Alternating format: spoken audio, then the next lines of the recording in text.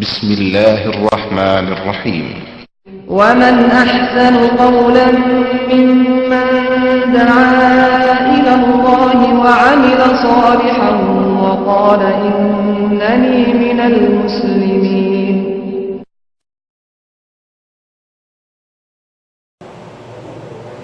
بسم الله والصلاة والسلام على رسول الله وعلى آله وصحبه أجمعين ومن تبعهم بإحسان إلى يوم الدين. أما بعد فأعوذ بالله السميع العليم من الشيطان الرجيم والتي أحسنت فرجها ونفخنا فيها من روحنا وجعلناها وابنها آية للعالمين. إن هذه أمتكم أمة واحدة وأنا ربكم فاعبدون وتقطعوا أمرهم بينهم كل إلينا راجعون. ومن يعمل من الصالحات وهو مؤمن فلا كفران لسعيه وإنا له كاتبون. وحرام على قرية أهلكناها أنهم لا يرجعون. گزشتہ درس میں حضرت زکریا علیہ السلام اور ان کی دعا کا ذکر کیا گیا تھا کہ بڑھاپا آ گیا، بیوی بانجھ، لیکن جب دعا مانگی اللہ رب العزت نے دعا کو قبول فرمایا اور بڑھاپے میں اللہ رب العزت نے انہیں اولاد سے نواز دیا۔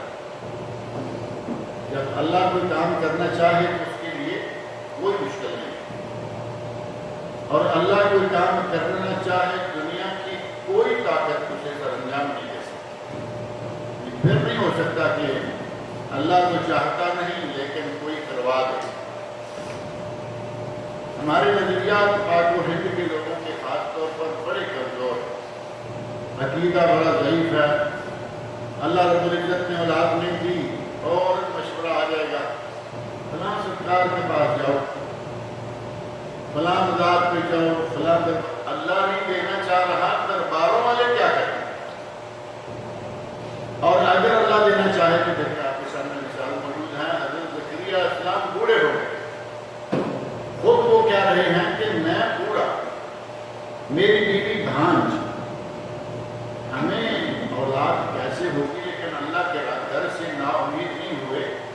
جیسے ہی مریم علیہ السلام کے سامنے وہ پھل دیکھے، بے موسم کے پھل، اور کوئی لانے والا نہیں ان کے سوا، اور انہوں نے لایا نہیں، دیکھ کر تعجب کیا اور کہاں کے لیے کہاں سے آئے؟ انہوں نے کہا میرے رب نے بھیجے ہیں۔ فوراً اللہ کو پکارا اور محراب سے باہر بھی نہیں نکلے، جہاں دیکھا اسی پاؤں پہ کھڑے کھڑے اللہ کی طرف توجہ کیا، فرمایا یا اللہ میری اولاد کا ہوں، رب لا تذرنی فردا وانت خیر الوارثین، اے اللہ مجھے اولاد عطا فرما، میرا کوئی وارث ہو، حالانکہ تو سب وارثوں سے اعلیٰ وارث ہو۔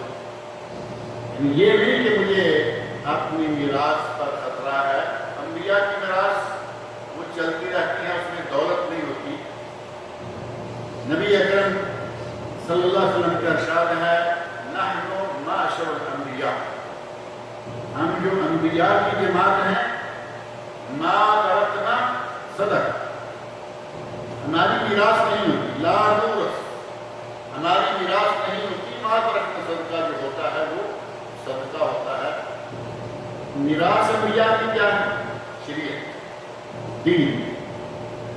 اور نبی صلی اللہ علیہ وسلم نے جو یہ بات ارشاد فرمائی، یہ تمام انبیاء کے بعد نحن معاشر الانبیاء، یہ نہیں کہ کسی نبی کی ہو سکتا ہے کہ جائیداد بھی وراثت میں میراث میں آئے گی، نہیں، تمام انبیاء کی وراثت جو ہے وہ صرف دین ہوتا ہے۔ اور اس کے باوجود حضرت زکریا نے کہا یا اللہ تو بہترین وارث ہے، لیکن مجھے میری اپنی اولاد میں سے کوئی وارث عطا فرما۔ اللہ رب العزت نے وہی کھڑے کھڑے قرآن پوری تک کی بشارت بھی دے دی اور نام بھی رکھ دیا، بیٹا دیں گے اور اس کا نام ہوگا زکریا، اور اس نام کا کبھی پہلے کوئی آدمی گزرا نہیں، یعنی پہلی مرتبہ دنیا میں کسی انسان کا نام آیا۔ یحییٰ، زکریا تو والد ہیں، یحییٰ، اس نام کا پہلے کبھی کوئی آدمی گزرا نہیں۔ اللہ رب العزت نے فرمایا کہ ہم نے ان کی بیوی بھی صحیح کر دی، بیوی میں جو بیماری تھی وہ بھی دور کر دی اور انہیں اولاد عطا فرمائی، اور سبب بتایا کہ انہم کانوا یسارعون فی الخیرات، وہ نیکی کا کام کرنے میں دیر نہیں بلکہ بھاگ کے نیکی کا کام کرتے، وَيَدْعُونَنَا رَغَبًا وَرَهَبًا، اور ہمیں پکارتے تھے ہم سے ڈرتے ہوئے اور ہماری رحمتوں کی امید رکھتے، ہم سے ڈرتے ہوئے بھی دل میں تقویٰ اور ڈر بھی ہے اور ہماری رحمتوں کی امید بھی ہے۔ ان دونوں کے ملے جلے تاثرات کے ساتھ وہ ہماری بات کرتے تھے۔ وَكَانُوا لَنَا خَاشِعِينَ، وہ ہمارے سامنے خشوع خضوع کرنے والے ہیں، یعنی اکڑ خوں نہیں، متکبر نہیں، بلکہ خشوع کرنے والے، تواضع کرنے والے اور انتہائی خضوع کے ساتھ رہنے والے۔ ان کا ذکر کرنے کے بعد اللہ رب العزت نے حضرت مریم علیہ السلام کا اپنا ذکر شروع کیا، واللتی احسنت فرجہا، وہ پاک دامن، وہ پاکباز عورت جس نے اپنی عصمت کی حفاظت کی، فنفخنا فیہا من روحنا، ہم نے اس کے اندر اپنی روح سے پھونکا۔ اب اللہ رب العزت نے مریم علیہ السلام کو اولاد دینے کا ارادہ کیا، مریم کو اور ان کے بیٹے عیسیٰ علیہ السلام کو پوری دنیا کے لیے ایک نشانی بنانے کا ارادہ کیا، اور مریم کی شادی نہیں، مریم کی بھی شادی نہیں، جو دنیا داری قاعدہ ہے کہ شادی ہوتی ہے، میاں بیوی ملتے ہیں، بچہ ہوتا ہے، یہاں ابھی وہ قاعدہ پورا نہیں ہوا۔ اللہ رب العزت نے دنیا کو ایک اپنی قدرت کا کرشمہ دکھانے کے لیے اپنی روح سے مریم کے اندر پھونکا، اور وہ کیا تھا؟ شوہر نہیں ہے، میاں بیوی کا کوئی ملاپ نہیں ہے، اللہ رب العزت کے خاص امر سے اس روح کے نتیجہ سے حضرت مریم علیہ السلام حاملہ ہو گئے، پریگننٹ ہو گئے، اور اپنے گھر والوں سے چھپنا، پریشان رہنا شروع کر دیا۔ بالآخر تھوڑا دور جا کے ایک جگہ انہوں نے ڈیرا لگا لیا، وہاں اللہ رب العزت نے ان کے لیے سارا انتظام کر دیا، کھانے کے لیے کھجور ہے، پینے کے لیے پانی ہے، اور جن دنوں حضرت مریم علیہ السلام نے حضرت عیسیٰ علیہ السلام کو جنم دیا، ان دنوں کھجوریں پکی ہوئی۔ آپ قرآن پڑھیں گے دوسرے مقامات پر، یہاں وہ چیزیں نہیں ہیں، دوسرے مقامات پر اللہ رب العزت نے فرمایا ہے کہ تو اپنے لیے کھجور کی ٹہنی کو ہلا، تیرے پاس کھجوریں آ جائیں گی، میں کھجور پکی ہوئی ہے، اور ٹہنی کو ظاہر ہے کہ ٹہنی کو ہلانا، پکی کھجور گر جاتی ہے، اچھی کھجور جو ہے وہ توڑنا پریشان ہے، اس کے لیے فرمایا کہ صرف حزی الیک، صرف ہلاؤ کھجور کو، کھجوریں تمہاری گود میں آ جائیں گی۔ اب یہ بات قرآن کریم نے کہی کہ کھجوروں کا موسم تھا، کھجوریں پکی ہوئی تھیں، اور کھجوریں کب پکتی ہیں؟ آج کل کا موسم ہے نا، آج کل تو باہر آدمی 2-4 گھنٹے کھڑا رہے تو وہ بھی پک جاتا ہے، موسم ایسا گرم ہے، رطوبت ہے، کھجوروں میں رس بھی آ رہا ہے، کھجوروں کا رنگ بھی بدل رہا ہے، دن بدن روز بروز چینج آ رہا ہے۔ کسی قوم کا فائدہ اور کسی قوم کا نقصان ہمیں پریشانی بنی ہوئی ہے گرمی سے، بدو بڑے خوش ہیں کیونکہ ان کی کھجوریں پک رہی ہیں۔ جب تک یہ موسم ایسا نہ آئے تب تک کھجوریں صحیح پکتی ہیں، ان کا فائدہ ہو رہا ہے، تو دوسرے لوگوں کو گرمی برداشت کرنا پڑتی ہے، اللہ رب العزت کا انتظام ہے۔ کھجوروں کا موسم یہ ہے، اور مہینہ کون سا ہے؟ جولائی کی آپ میرے خلاف تاریخ ہے نا، ان کا مہینہ لیتے ہیں کیونکہ ان کا سارا کھاتا عیسوی سے تعلق رکھتا ہے۔ عیسوی میں جولائی کی 31 تاریخ ہے، 30 آج آخر ہوگی جولائی میں۔ اس کا معنی یہ ہوا کہ جولائی کا پورا مہینہ، آگے اگست کا پورا مہینہ، یہ سارے کا سارا کھجوروں کا مہینہ ہے۔ اور حضرت عیسیٰ علیہ السلام کا کرسمس کب مناتے ہیں؟ 25 دسمبر کو ذرا غور کر کے دیکھیں کہ یہ 5-6 مہینے کا جو غیب ہے یہ کیسے ہوا؟ اس کا مطلب یہ ہوا کہ ہمارے مسلمانوں کو اپنے نبی کی تاریخ ولادت یاد نہیں، اور عیسائیوں کو اپنے نبی کی تاریخ ولادت یاد نہیں۔ قرآن بتا رہا ہے کہ جب عیسیٰ علیہ السلام پیدا ہوئے اس وقت کھجور کا موسم تھا، جب 25 دسمبر ہوتی ہے کھجور کا نام و نشان نہیں ہوتا تھا۔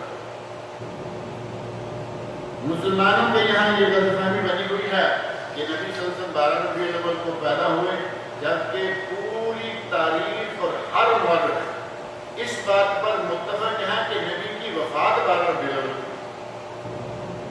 پیدائش کب ہوئی؟ کئی اقوال ہیں، جن میں سے صحیح تر قول جو ہے وہ 9 تاریخ کا ہے، 9 ربیع الاول۔ 8 بھی آیا، 10 بھی آیا، اور ان دونوں کے درمیان 9 ہے۔ 12 کا بعض مورخوں نے لکھا کہ کسی بھی صورت میں 12 ولادت ہو ہی نہیں سکتی، کیونکہ وہ جو حضرت ابراہیم علیہ السلام کی وفات ہے، چاند کو گرہن لگنا ہے، اس کے نتیجہ میں ماہرین نے دیکھا، پیچھے لے کے جائیں کہ وہ کب گرہن لگا اور نبی صلی اللہ علیہ وسلم کی وفات کب بنتی ہے، دن پیر کا یہ طے۔ اب دن پیر کا لائن تو 12 نہیں ہے، وہ بنتی ہیں 8، 9 یا 10، کوئی ایک تاریخ۔ ان میں سے ہمارے بر صغیر پاک ہند کے مولانا شبلی نعمانی نے کتاب لکھنا شروع کی تھی، سیرت النبی، پہلی جلد لکھی اور وہ فوت ہو گئے۔ ان کے بعد ان کے شاگرد رشید سید سلیمان ندوی رحمۃ اللہ علیہ نے اس کتاب کو مکمل کیا 5 موٹی جلدوں میں، سیرت النبی۔ اس میں ولادت کے بارے میں بالتحقیق انہوں نے عرب علماء، مصری علماء، مختلف علماء، محمود پاشا فلکی، ماہر فلکیات جو ہیں، جو تاریخ دان تھے، ان کے حوالوں سے لکھا کہ صحیح ترین تاریخ ولادت 9 ربیع الاول۔ عیسائیوں کو اپنے نبی کی تاریخ صحیح یاد نہیں، انہوں نے 25 دسمبر رکھی ہوئی ہے۔ ہمارے لوگوں کو اپنے نبی کی تاریخ یاد نہیں، انہوں نے 12 رکھی، جبکہ 12 بالاتفاق تاریخ وفات ہے، نہ کہ بالاتفاق تاریخ ولادت۔ اب 12 تاریخ کو اگر جھنڈیاں لگائی جائیں، موم بتیاں جلائی جائیں، بریانیاں کھلائی جائیں اور بھنگڑے ڈالے جائیں، تو آپ سمجھ سکتے ہیں کہ نبی اکرم صلی اللہ علیہ وسلم کی ذات گرامی کے ساتھ یہ پیار کر رہے ہیں، دشمنی کر رہے ہیں۔ کسی کے فوت ہو جانے والے دن یہ کام کیے جائیں، خوشیاں منائی جائیں، جشن منائے جائیں، بلکہ ابھی تو باقاعدہ یہ لفظ جو ہے پہلے شروع میں 12 وفات تھا، اور وہ میرا خیال ہے کہ جھوٹ کا زمانہ نہیں، آپ نے وہ سنا ہوگا پہلے 12 وفات کا، اور 12 وفات سے پڑھ رہا تو آہستہ آہستہ آہستہ ہو گیا عید میلاد۔ یہی تاریخ پہلے 12 وفات کی، اب ہو گئی عید میلاد، یعنی پورے کا پورا 5 پڑھ رہا، اور اب عید میلاد بھی نہیں رہا، اب ہو گیا جشن میلاد۔ یعنی نبی صلی اللہ علیہ وسلم کی وفات کے دن جشن منانے کے لیے عیدوں نے کتنی کلابازیاں کھائیں اور کہاں تک لے آئے؟ آپ بنگڑے، مٹھائیاں، سبیلیں، شربت، یہ اور وہ سارے کا سارا، جبکہ یہ سارے کا سارا بے موقع ہے۔ اگر یہ کرنا جائز نہیں ہوتا تو 9 ربیع الاول کو ہوتا 12 کو، کہ 12 کو تو آپ ہو گئے۔ اللہ رب العزت نے حضرت مریم علیہ السلام کے لیے باقاعدہ وحی کے ذریعے فرشتہ بھیج کر اطلاع دی کہ کھجور موجود ہے، کھجور کو ہلاؤ کھانے کے لیے آئے گی، اور پانی پینے کے لیے چشمہ ہمارے پاس موجود ہے، پانی پیو۔ اور اسی سے حکماء نے، میڈیکل جو علماء ہیں، ڈاکٹر حضرات، طبیب حضرات، حکیم حضرات، انہوں نے ایک مسئلہ یہ بھی عرض کیا ہے کہ اگر حاملہ پریگننٹ عورت جو ہے وہ آخری ایام میں کھجور کھائے تو ولادت آسانی سے ہو جائے۔ اب ان کے پاس کوئی میٹرنٹی ہوم نہیں ہے، حضرت مریم ہسپتال میں نہیں، اکیلی کھجور کے درخت سے نیچے بیٹھی ہے، ساتھ میں کوئی دائی نہیں۔ انہوں نے شرمسار ہو کر ایک طرف نکل کر کہ میں بچے کو جنم دوں گی، میری شادی نہیں، الگ تھلگ ایک مکان پہ ڈیرا لگا رکھا ہے، دوسرا کوئی آدمی نہیں، اکیلی عورت، اور اللہ رب العزت نے ان کے ساتھ جو معجزہ رونما کرنا تھا وہ کر دیا، بچے کی ولادت ہو گئی۔ اور کھجوریں کھا رہی تھی اور پانی پی رہی تھی۔ ڈاکٹروں نے کہا، حکیموں نے کہا، خاص طور پر طب نبوی کے ماہرین نے کہا کہ اگر عورت آخری ایام میں کھجور کھائے تو بچے کی ولادت میں اس کے لیے آسانی ہوگی۔ کھجور ایک گرم قسم کا طاقتور قسم کا پھل ہے۔ لفظ یہ کہ اللہ رب العزت نے فرمایا واللتی احسنت فرجہا، وہ پاک باز اور پاک دامن عورت جس نے اپنی عصمت کی حفاظت کی، اپنی شرمگاہ کی حفاظت کی، فنفخنا فیہا من روحنا، ہم نے اپنی روح سے اس کے اندر پھونکا، وجعلناہا وابنہا آیۃ للعالمین، اور اس عورت کو اور اس کے بیٹے کو ہم نے پوری دنیا کے لیے نشانی بنائی۔ نشانی ہے نہیں، نشانی ہے اس اعتبار سے کہ دنیا میں بچہ پیدا ہوتا ہے میاں بیوی کے یا مرد عورت کے طلاق سے، یہاں وہ طلاق نہیں۔ اللہ رب العزت نے انہیں بیٹا دیا اور بغیر مرد کے، بغیر شوہر کے، اور ہر بچہ پیدا ہوتا ہے ماں باپ سے، یہ بچہ پیدا ہوا صرف ماں سے۔ اور یہ واقعہ اللہ رب العزت نے شروع میں بھی تخلیق آدم کے وقت بھی ایک وقت پر دکھا دیا کہ آدم علیہ السلام کو اللہ نے بنایا، گارے مٹی سے بنایا، روح پھونکی، انسان بن کے کھڑے ہو گئے، اور جتنی قد و قامت آدم علیہ السلام کی تھی اتنے وہ اللہ رب العزت کے ہاتھوں تیار ہوئے اور انسان بن گئے۔ نبی اکرم صلی اللہ علیہ وسلم نے قرآن کریم میں یہ موجود ہے، نبی صلی اللہ علیہ وسلم کے ارشادات میں یہ بات موجود ہے کہ اللہ رب العزت نے آدم علیہ السلام کو ان کی صورت پر پیدا کیا۔ خلق اللہ آدم علی صورتہ، یہاں ایک بڑا طویل مسئلہ بن گیا ہے، علماء میں اختلاف آ گیا۔ ہمارا جو رمضان میں جو پروگرام ہوا تھا کینٹ میں، وہاں ایک تقریر بھی ہوئی اس موضوع پر، اور اس میں بھی بات اسی طرح ہو گئی۔ اللہ رب العزت نے آدم علیہ السلام کو ان کی صورت پر پیدا کیا۔ خلق اللہ آدم علی صورتہ، آدم کو اللہ نے پیدا کیا ان کی صورت پر یا اس کی صورت پر؟ صورت ہی میں یہ جو ہی ہے یہ آدم علیہ السلام کے لیے ہے یا اللہ کے لیے؟ بنایا اللہ نے، اس میں کوئی شک نہیں، آدم کا کمال کوئی نہیں، اللہ نے بنایا، لیکن صورت جو ہے وہ اللہ کی صورت ہے یا آدم علیہ السلام کی اپنی صورت؟ جمہور علماء امت کا قاعدہ یہ ہے کہ اللہ رب العزت نے آدم علیہ السلام کو انہی کی صورت پر بنایا، جس صورت میں کہ وہ تھے، کیونکہ نبی صلی اللہ علیہ وسلم کے حدیث میں آگے ساتھ ہی موجود ہے خلق اللہ آدم علی صورتہ 60 ذراع، اللہ نے آدم کو ان کی صورت شکل پر بنایا، طول کا 60 ہاتھ۔ اب اللہ کا طول تو 60 ہاتھ کہنا ہی گناہ ہے، کوئی ناجائز بات ہو جائے گی۔ صورت کے ساتھ ہی طول کا ذکر کرنا بھی اس بات کی علامت ہے، اس بات کی دلیل ہے کہ اللہ رب العزت نے آدم علیہ السلام کو اسی صورت میں بنایا۔ علماء نے اس میں یہ تفصیلات ذکر کی کہ ہر بچہ پہلے نطفہ ہوتا ہے، پھر علقہ ہوتا ہے، پھر مضغہ ہوتا ہے، اس کے بعد انسان بنتا ہے، پھر ولادت ہوتی ہے۔ آدم علیہ السلام ان درجات سے نہیں گزرے، بلکہ 60 ہاتھ کے اللہ نے بنا کے روح کی انسان بن گئے۔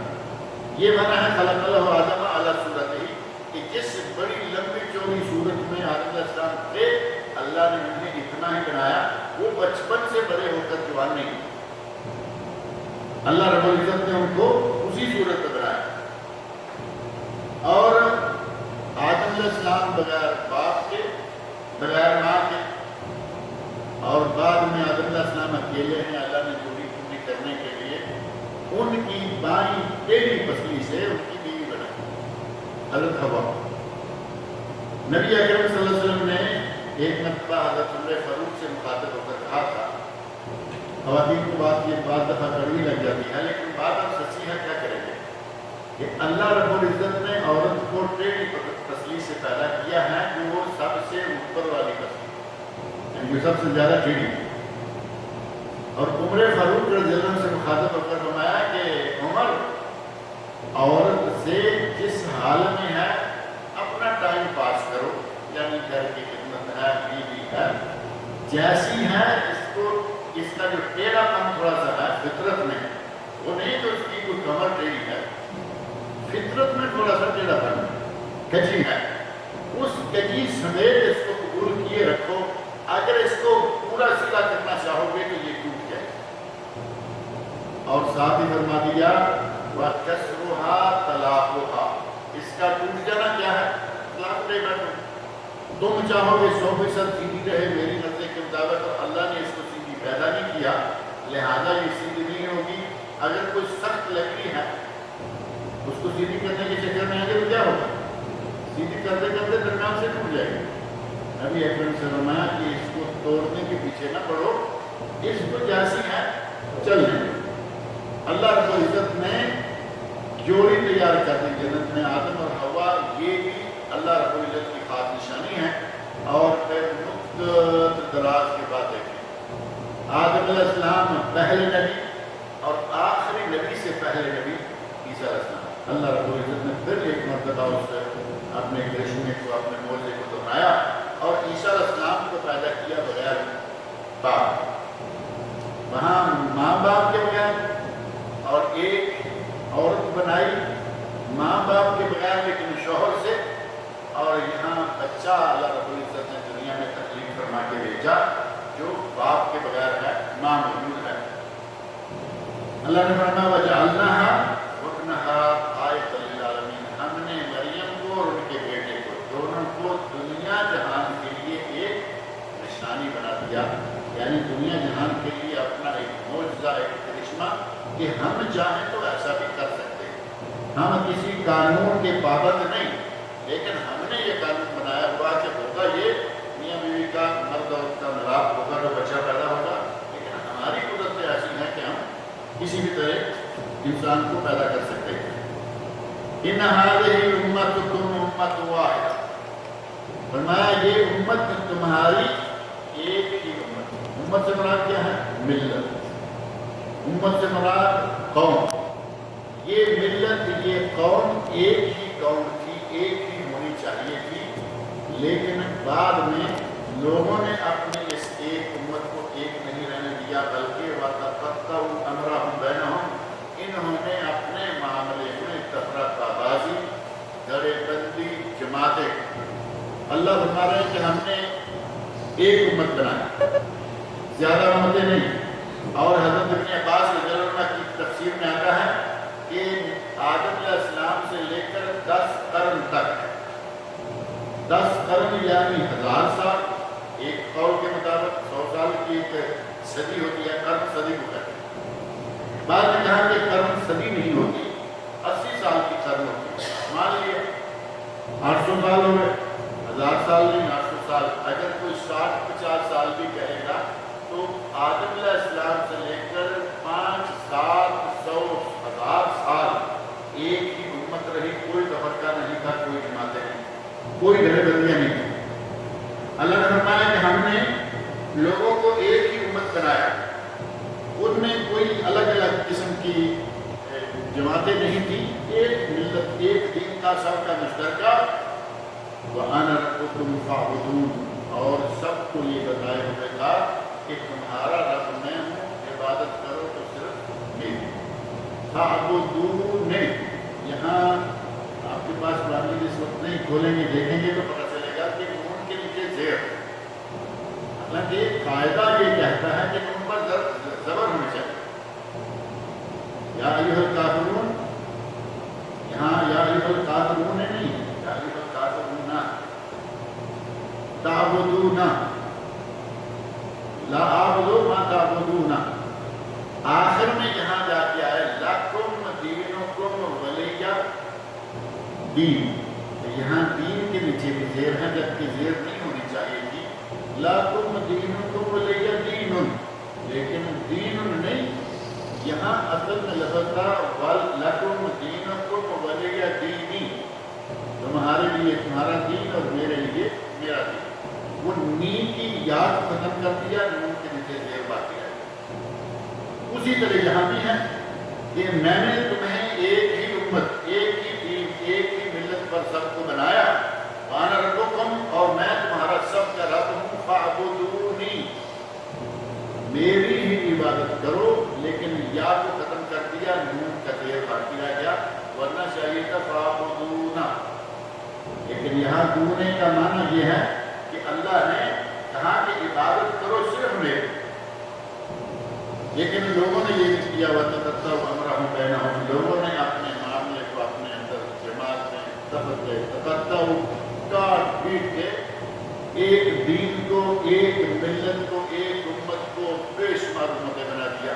اب دیکھیں اللہ رب العزت نے ایک امت بنایا، لوگوں نے عیسائی بنا لیے الگ، لوگوں نے یہودی بنا لیے الگ، یہ تو اہل کتاب ہیں دو، اس کے علاوہ کوئی ہندو ہے، کوئی سکھ ہے، کوئی بدھسٹ ہے، کوئی فلاں ہے، کوئی فلاں ہے۔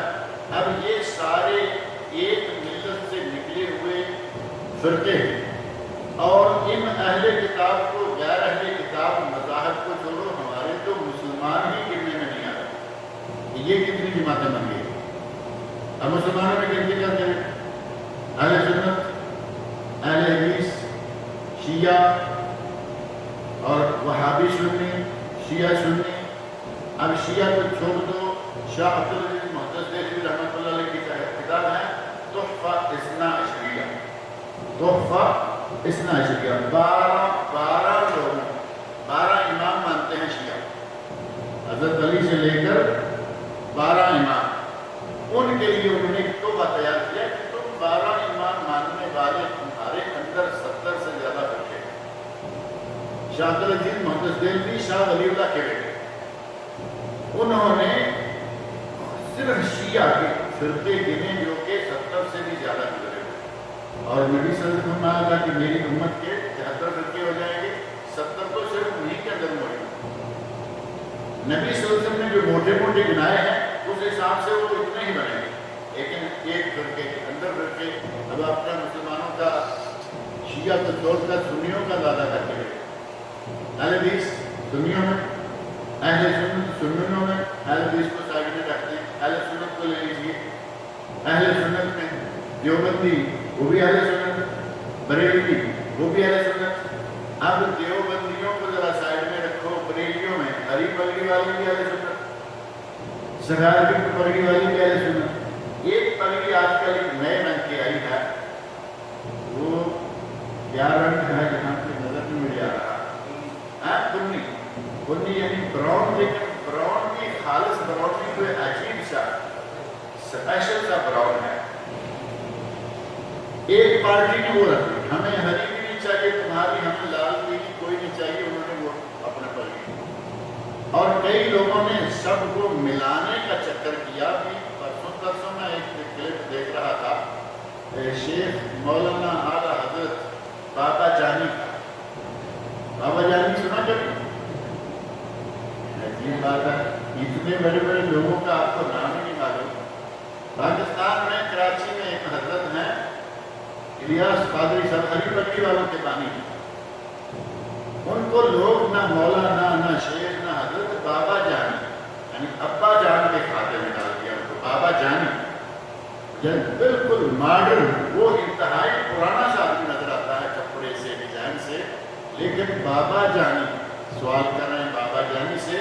بابا جانی کو دیکھیں، ہاتھ میں ہرے رنگ کا جھنڈا، مجھے عجیب سا لگا، بالکل جھنڈا ٹھیک ہے، پیچھے لگا ہے، ادھر لگا ہے، 2 جھنڈے یہاں لگے، سارا تمہارا پورا ڈیرا ہی ہرے رنگ کا ہے، ایک جھنڈا ہاتھ میں پکڑے، آدمی بائیں ہاتھ میں جھنڈا ہے، دائیں ہاتھ میں پیپر ہے، اسے پلٹنا مشکل ہو رہا ہے، کھولے گا جھنڈا ہاتھ میں رکھنا ہے، وہ چھوٹا سا جھنڈا، ہرے رنگ کا جھنڈا، ہرے رنگ کی ٹوپی، ٹوپی کے اوپر ایک چادر ہے وائٹ کلر کی، اور گلے میں ایک مفلر ٹائپ وہ براؤن کلر، یعنی انہوں نے مشرق مغرب سارا جمع کر اللہ نے فرمایا کہ تم نے، ہم نے تو ایک ملت بنایا تھا، ان لوگوں نے ملت کو کاٹ پیٹ کے کتنے حصوں میں کر دیا، وَتَقَطَّعُوا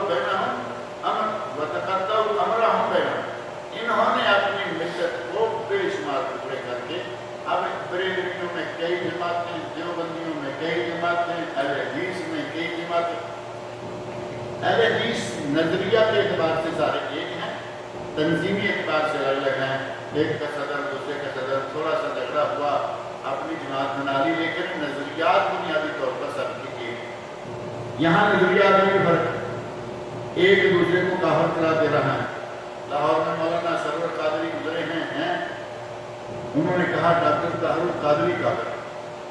ڈاکٹر طاہر القادری آپ سنتے ہوں گے، بابا جانے کو نہیں سنا، ڈاکٹر طاہر القادری تو سنا ہوگا، اس نے اسے کہا اپنے اندر نظریات کی بھی انتہا کے یہاں موجود ہے۔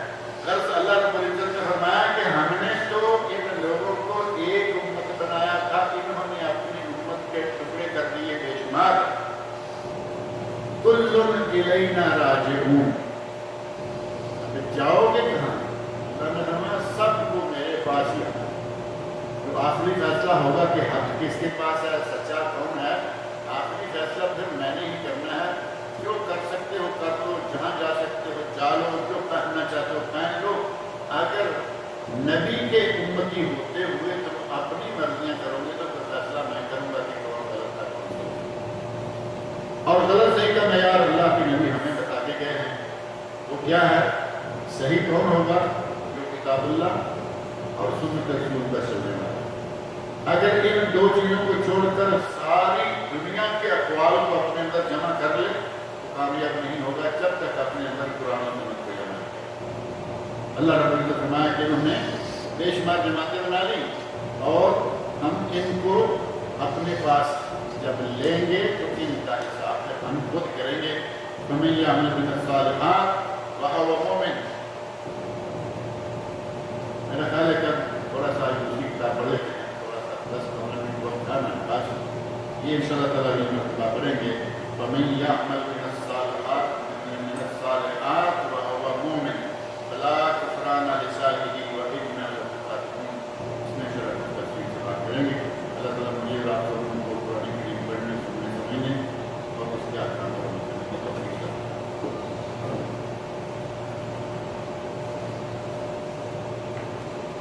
الحمد للہ والصلاة والسلام علی رسول اللہ وعلی آلہ وصحبہ اجمعین ومن تبعهم بإحسان إلى يوم الدين، أما بعد، فأعوذ بالله السميع العليم من الشيطان الرجيم، ومن يطع الرسول فقد أطاع الله۔ اللہ رب العزت نے اطاعت کے سلسلہ میں کہ کس کی اطاعت کریں تو اللہ کی اطاعت ہوگی اور کس سے محبت کریں تو اللہ سے محبت شمار ہوگی۔ ہر آدمی چاہتا ہی نہیں بلکہ ہر آدمی دعویٰ کرتا ہے کہ میں رسول اللہ سے محبت کرتا ہوں، میں رسول اللہ کا عاشق ہوں۔ یہ جملہ بڑا خطرناک ہے لیکن کہا جاتا ہے عاشق ہوں۔ قرآن کریم میں 30 سپارے، 114 صورتیں، پورا قرآن کریم کھول کے آپ پڑھتے رہتے ہیں، کہیں لفظ عاشق یا عشق نہیں آئے گا، معشوق نہیں آئے گا۔ لیکن ہمارے محبان رسول جو ہیں ان کو جب تک یہاں نہ پہنچیں ایسے لگتا ہے کہ ایسے سکون ہی نہیں آتا کہ نبی کے ساتھ عشق کا لفظ ہو گیا۔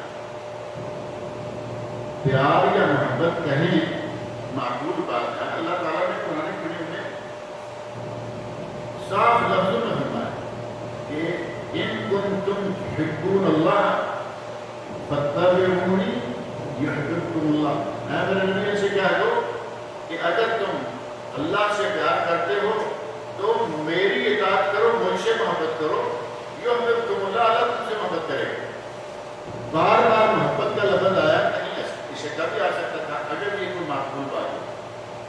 ہم اپنی ماں سے بھی محبت کرتے ہیں، اپنی بچوں سے، بیٹی بیٹوں سے بھی محبت کرتے ہیں، اپنی بیوی سے، بیوی شوہر سے محبت کرتی ہے۔ محبت کا لفظ قرآن کریم میں استعمال ہوا، رسول اللہ صلی اللہ علیہ وسلم نے استعمال کیا۔ لیکن اگر یہ سارے ایک ہی طرح کے ہیں، یعنی جو کہا جاتا ہے کہ جی جب زوردار محبت ہو تو اس کو لفظ عشق ہے، کبھی کسی نے کہا ہو کہ میں اپنی ماں کا عاشق ہوں، کہے گا کوئی؟ پیار ہے ماں سے، عشق کا لفظ استعمال نہیں کرے۔ کوئی کہے کہ میں اپنی بہن کا عاشق ہوں، کوئی نہیں کہے گا۔ کوئی کہے کہ مجھے اپنی بیٹی سے عشق ہے، کوئی نہیں۔ جب نبی کی باری آتی ہے تو یہ انتہائی گھٹیا اور گندا لفظ استعمال کرتے ہیں، ہم عاشقان رسول۔ عشق رسول مطلوب نہیں ہے، حب رسول مطلوب ہے تو قرآن میں۔ اور اطاعت کب ہوگی؟ اطاعت کب ہوگی؟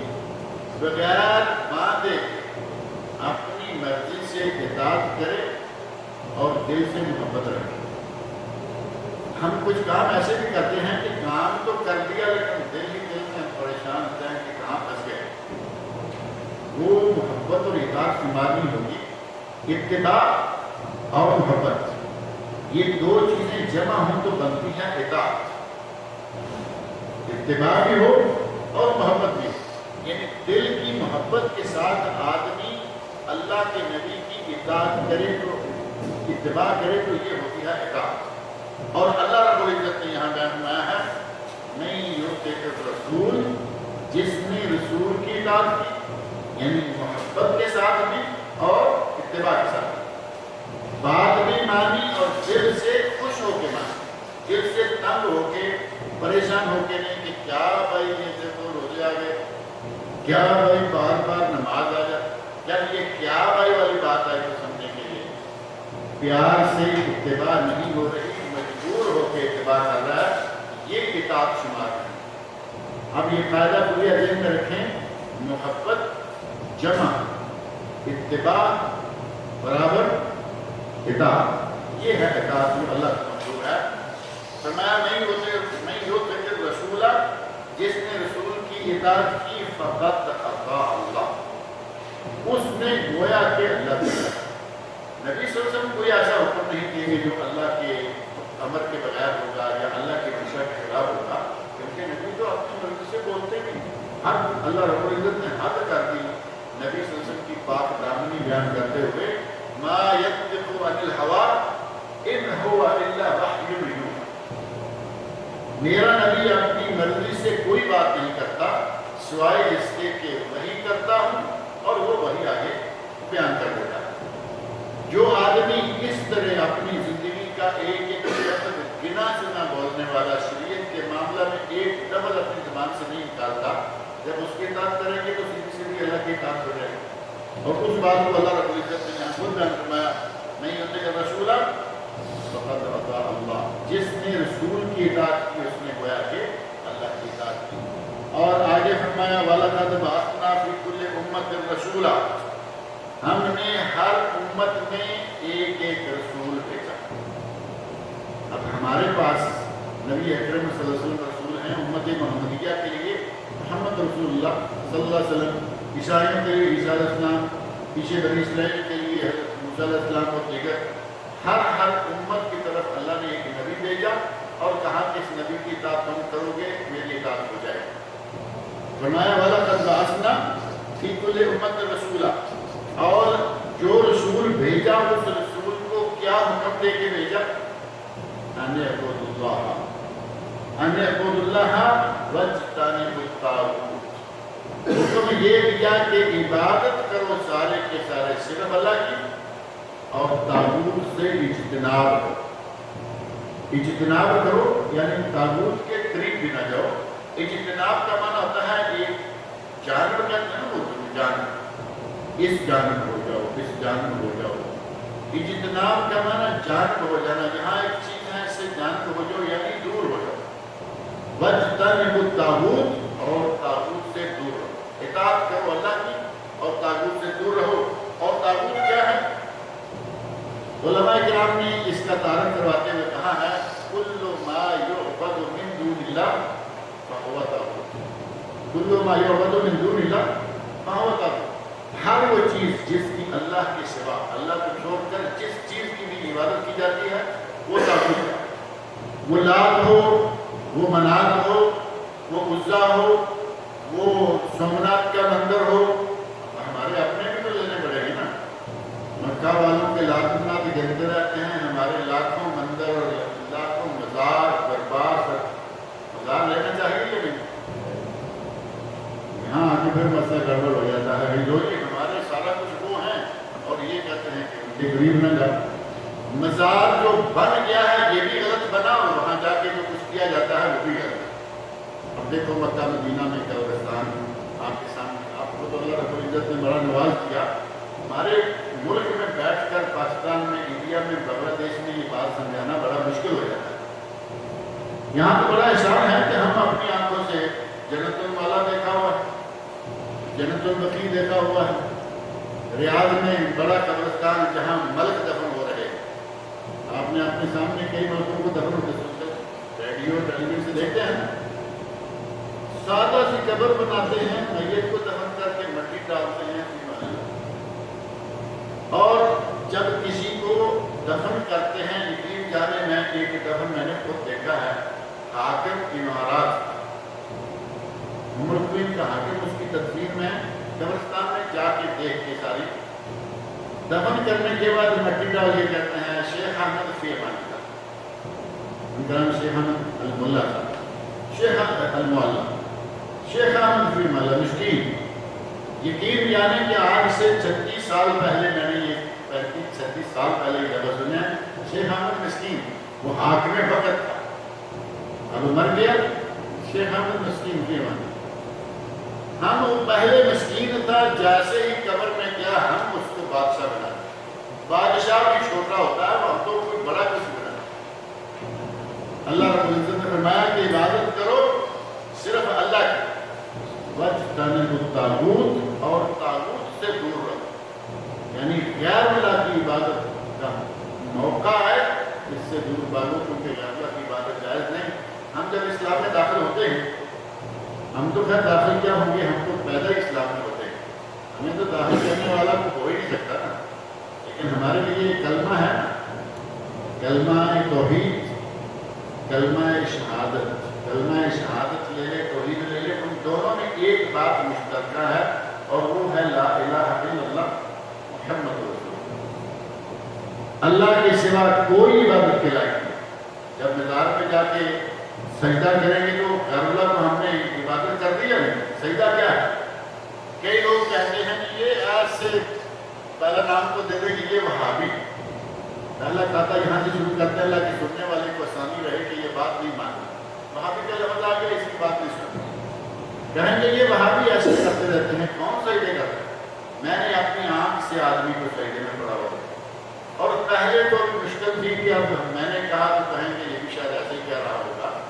ابھی مولانا توصیف الرحمان صاحب کو اللہ تعالیٰ جائے کر دے، انہوں نے ننگا کر دیا لوگوں کو، گلٹ ڈال کر کے یہ دیکھو تمہارے مزار پہ کھڑے ہیں، یہ دیکھو فلانے، اور مزاروں پہ جا جا کے دعائیں مانگنے والوں میں بڑے بڑے کلمیوں والے بڑے بڑے پارسا انہوں نے لائن میں کھڑے کر دی ہیں۔ ابھی حال ہی میں کلپ پایا ہے، جفتار جمیل صاحب کسی مزار پہ جا کے دعائیں مانگی، اور انہوں نے کہا ایک مزار پہ نہیں، ہمارے ساتھیوں کا کوئی گروپ ہے، اس میں انہوں نے 3 فوٹو دیے ہوئے، 3 فوٹو الگ الگ مزاروں کے، یہ بڑے مقرر ہیں، مشہور و معروف، یہ جا کے مزاروں پہ دعائیں مانگتے رہے ہیں۔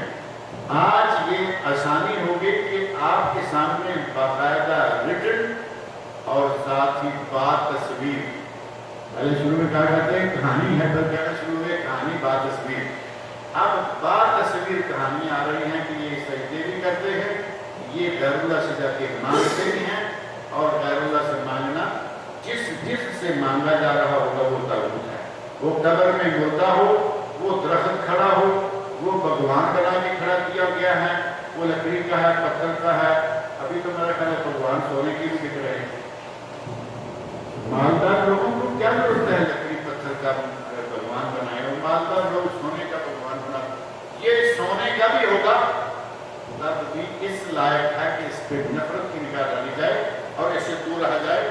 فرمایا وَلَقَدْ بَعَثْنَا فِي كُلِّ أُمَّةٍ رَسُولًا، ہم نے ہر امت میں رسول بھیجا، کوئی امت یہ نہیں کہہ سکتی کہ ہمارے پاس تو آیا ہی نہیں تھا، ہم کس کی مانتے، اللہ کا پیغام ہمیں پہنچا نہیں، کسی نے پہنچایا نہیں، اللہ نے فرمایا ہم نے ہر شخص کو پیغام پہنچانے کے لیے رسول مہیا کیا۔ وَاجْتَنِبُوا اللَّهَ، ہر رسول کی دعوت یہ تھی کہ اللہ کی بات کرو، وَاجْتَنِبُوا الطَّاغُوتَ، اور طاغوت سے دور رہو۔ ہر رسول کی دعوت ایک، تو اس کا مطلب یہ ہوا کہ ہر نبی کا دین وہی رہا کہ اللہ ایک ہے اور غیر اللہ کی عبادت نہیں کی جائے۔ یہی وجہ ہے کہ نبی اکرم صلی اللہ علیہ وسلم نے ارشاد فرمایا، شاید اگلے درس میں قرآن حکیم میں بھی آ جائے، نبی صلی اللہ علیہ وسلم فرماتے ہیں کہ ہم انبیاء سارے کے سارے اللہ کی بھائی ہیں، اور اللہ کی بھائی کون ہوتے ہیں؟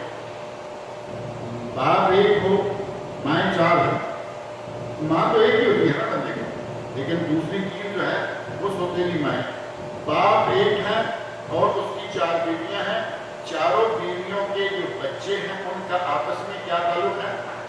ایک باپ کی اولاد اللہ کی، مائیں الگ الگ ہیں، اللہ کی بھائی ہیں، ہمارے یہاں کہتے ہیں سوتیلے بھائی، جو ایک باپ اور ایک ماں سے ہیں وہ سگے بھائی، اور ایک باپ اور دوسری ماں سے ہیں تو وہ سوتیلے بھائی۔ نبی سے فرماتے ہیں کہ ہم انبیاء کا یہی معاملہ ہے، گویا کہ باپ ایک یعنی دین ایک اور مائیں الگ الگ، شریعتیں الگ الگ۔ تو یہ انبیاء کرام کا سب کا دعویٰ، سب کی دعوت یہی رہی کہ اللہ کے سوا کوئی معبود برحق نہیں اور تاغوت سے اجتناب کرنا ہے۔ اللہ رب العزت مجھے اور آپ سب لوگوں کو اس بات کو سمجھنے کی توفیق عطا فرمائے۔ تاغوت آج بہت ساری شکلوں میں رنگ رنگ کے تاغوت موجود ہیں، اللہ تعالیٰ ہمیں ہر طرح کے تاغوت سے بچائے اور صحیح موحد اور دیندار کرائے۔ اللہ تعالیٰ مجھے اور آپ سب لوگوں کو عطا فرمائے۔ وما ارسلنا من قبلك من رسول الا نوحي اليه انه لا اله الا انا فاعبدون۔ اس آیت سے انشاءاللہ کریں گے۔ کوئی ضروری سوال ہو تو اچھا ہے ہمیں بتانا ضرور۔